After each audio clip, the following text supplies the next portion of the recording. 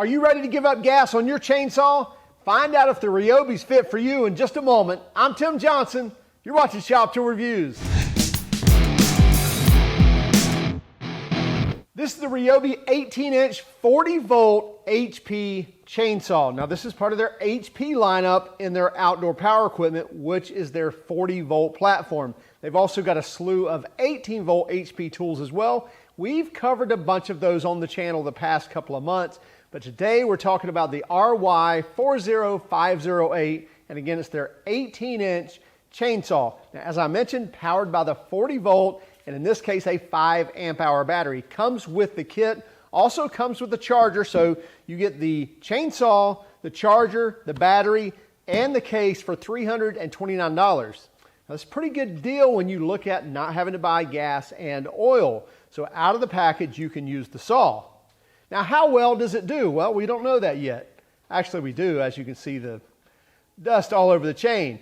But let's talk about the features on this saw, then we'll use it and we'll come back and give our conclusion. Here we have the new Ryobi 40-volt HP chainsaw. It is an 18-inch bar. Comes in this handy case here, by the way. Opens up pretty nice, folds down here where you can, if you got your charger in there, what have you. I've got the battery in here, but you could take the battery out and leave it beside as well. To lift the saw out, you have to open this little door here, and then this slides all out, and then you can take the cover off, and let's move this out of the way. Model number on this is the RY40508, and as I mentioned, it is a 18-inch bar, runs a 3/8 pitch chain on it, so very standard Oregon bar and chain system. One thing I really like to see immediately on this are the double studs here on the chain tensioning, because a lot of your saws, especially your cordless saws, have gone to a single stud and they just don't hold. I love the double stud. I love that they're actual bolts and not some mechanism where you tighten by hand. Those are nice if you're just looking for a handy saw, but when you start stepping up to a saw like this that you're maybe doing some type of limbing or maybe even felling a tree, you want something like the double studs that are actually going to hold that tension on that chain where you tighten it, and then this is going to actually set your tension. So once you loosen this here, you're going to set your tension on the chain. We'll show that out in the field in just one moment. And by the way, on board on this tool, let me pull the battery out by the way.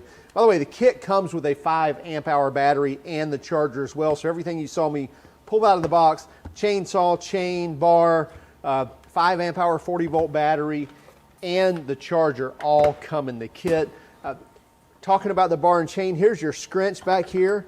This slides in the back of the chainsaw. Have a little metal detent there, so you slide that in. It's kind of a little mini scrunch, if you will, but that's going to be able to handle your tightening of your chain and bar, and then that's actually going to set your tension. A little flathead, so that'll give you all you need. Don't need a spark plug wrench. Are no spark plugs. Anyway, you also have a manual chain brake here, so slide this forward. That's going to actually lock the chain, pull it back, and then you're good to go. Only switch you have here is the throttle lockout. I like this. Some others have, electronic buttons that you have to push and engage, and kind of a secondary system, if you will. And I know there has to be certain safety features, built in. However, I like this concept that basically the throttle is locked out, and to circumvent that or to disengage that throttle lock, you pull this back and now you can engage the throttle or turn the chain on, turn the saw on, what have you. There are no other buttons or sequences that you have to do. Once you release, this locks back, and again, so once you want to pull the trigger again, you pull this back with your thumb. However, that's an easy motion. I can easily bring my thumb up, pull that back, and pull the trigger. There's no, I don't have to remove hands or anything like that to be able to engage that once more. One of the things I really like about this is the translucent tank here for your bar oil. So you can easily see that, number one, I have no bar oil in there yet. And so you can easily see that through that translucent tank there.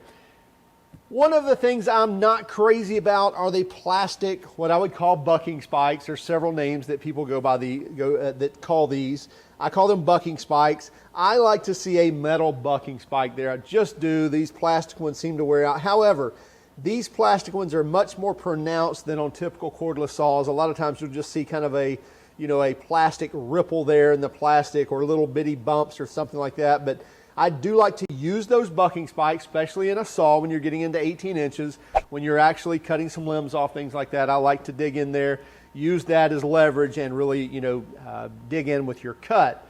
Let's go ahead, let's take this thing out there. Let's see how it does, see what we think about it. It is a pretty balanced saw with that 5 amp hour battery. You can see holding it by the, what I would call the auxiliary handle, or the second hand handle.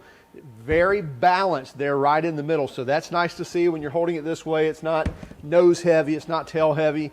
Now putting a larger battery in there like the 6 amp hour, maybe it is going to get a little tail heavy. But anyway, as the kit comes, very balanced saw. Let's go use this. A couple other features I wanted to talk about before we start cutting, or before we put some oil in there. We also have an adjustable oiler here. So if you notice your chain is not getting sufficient oil, if you're not getting any sling off whatsoever, you can open that up to the positive. Use your scrunch to do so.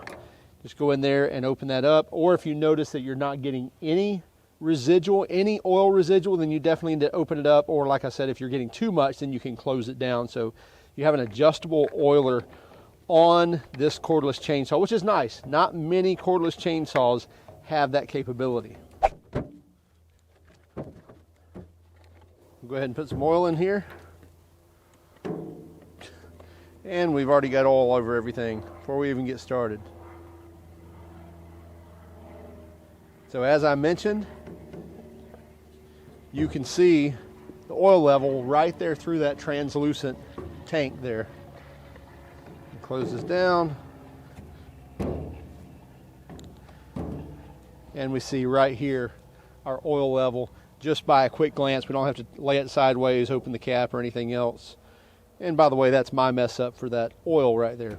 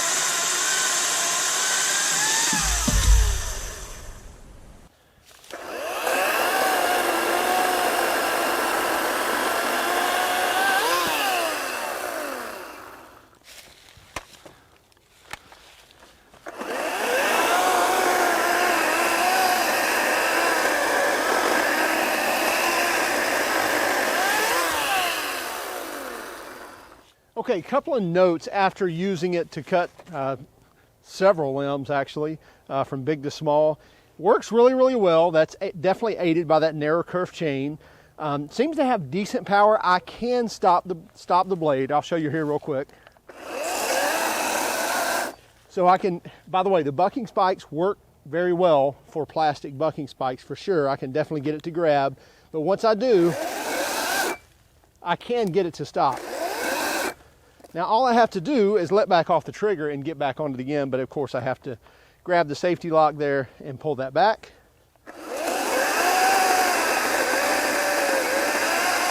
And I can keep a decent amount of pressure on it. I just can't really bury the blade hard.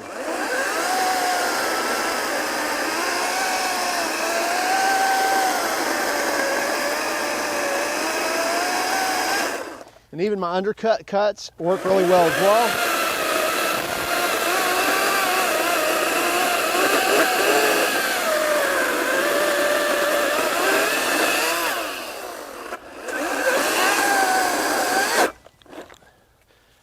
Even jamming, no problem at all. Just restart and good to go. On this smaller stuff, this is probably a 10-inch limb. Works great.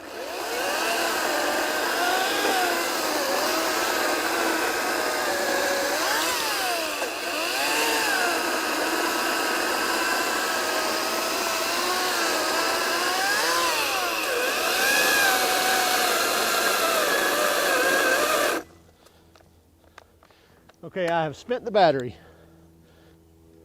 Yep, we're done. 5 amp hour battery. Made a bunch of cuts. Okay, I grabbed the 6 amp hour battery, put in here just to make a few more cuts. I think I said that this may have been a 10-inch log. That's more like 8 inches, not quite 10 inches. Anyway, let's make a few more cuts here, make some comments on it.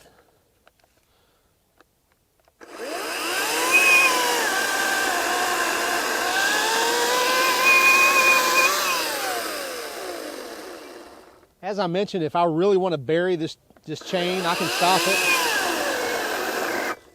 But you've got to work on it pretty hard to get it to stop. But you can get a nice firm pressure on it and get it to really cut and move pretty quick through these limbs.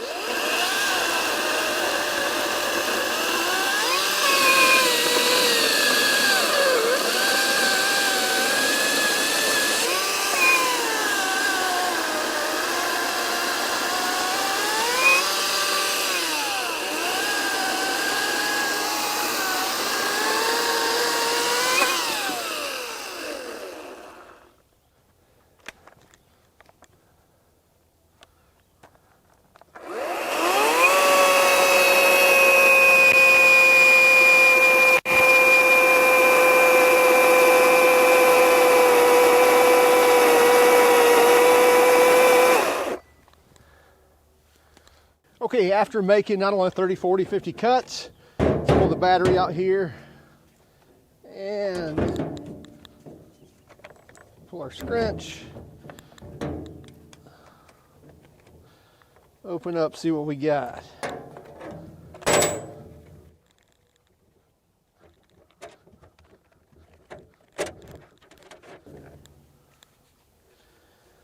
So I got a good amount of residual in there. Clean up really quick. See in there standard, as I mentioned, 050 chain, but standard type bar. So double studs. We can flip it over. As you can see, we had a pretty large oak tree laying across our creek and we needed to clear it out. Now, it gave us a great opportunity to cut some various size limbs. So we cut some pretty thick stuff, as you'll see here, as well as cutting some thinner stuff also.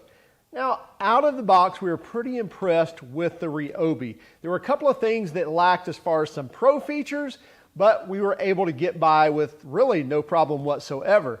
It really cut a lot of cuts with that one 5 amp hour battery. Now, when we kind of got done and we wanted to make a few slices, it was finally done with that 5 amp hour. We slid a 6 amp hour in that we got with our mower, and we went ahead and made a few more cuts there. But as far as cutting performance, it does quite well. Now, the narrow curved chain on the 18-inch bar is definitely going to help when you're making those cuts because it's just going to provide less friction when going through the cut. Where do we see this fit? Well, I think it's a great fit for any homeowner that needs to clear trees from time to time or needs to, cut back or do some limbing, if you will. Even that business owner that just needs a saw to clear things out from time to time, and you don't want to worry about gas and oil. Now, is it equivalent to a 60cc chainsaw? No, it's not. But is it equivalent to a small gas-powered chainsaw? Yes, I believe so. I believe it's got the power to make a lot of cuts. And as you can see, I could really lean on it and bury that blade and stop the blade. However, if I just gave it some firm pressure, it would keep cutting and it had the power to go through the cut without stalling it. There are some cordless chainsaws out there that feels like that if you give any pressure to it whatsoever, it just wants to stall. That's not the case with this 40 volt. I did mention about the non-metal bucking spikes, that it has plastic bucking spikes on it. However, they are quite different than other plastic bucking spikes that I've seen, and they did quite well. I was able to actually dig those in and use those for leverage to make those cuts. So while I would rather see, some aluminum or some steel bucking spikes there, they did well to be plastic ones for sure. Now, another thing I mentioned I love to see is a double stud, double nut bar retention here so that it really keeps that bar nice and tight. It's not going to let it move like a lot of those automatic adjusters will do on chainsaws. So glad to see that. So there are some pro style features on this saw. You get that manual chain brake as well. As long as that's pulled forward, that chain's not going anywhere. It's stopping that clutch. It's stopping that sprocket, so nothing's going to turn. It's not electronic. I also like the non-electronic functions of it. I don't have to push a button or anything. As long as I slide my safety switch back, I can activate that throttle and go to cutting. Hey, check it out for yourself. Again, it's the Ryobi 40-volt HP 18-inch chainsaw. Model number is the RY40508. $329 from Home Depot. You can also get it online, as well as you get a 5-year warranty on the tool, 3-year warranty on the battery. Keep track of us on Instagram, Facebook, and Twitter. If you don't mind, would you hit that like and subscribe button? Also, if you want to give us a thumbs down, please by all means do so. But would you let us know in the comments why? Have a great day and keep smiling.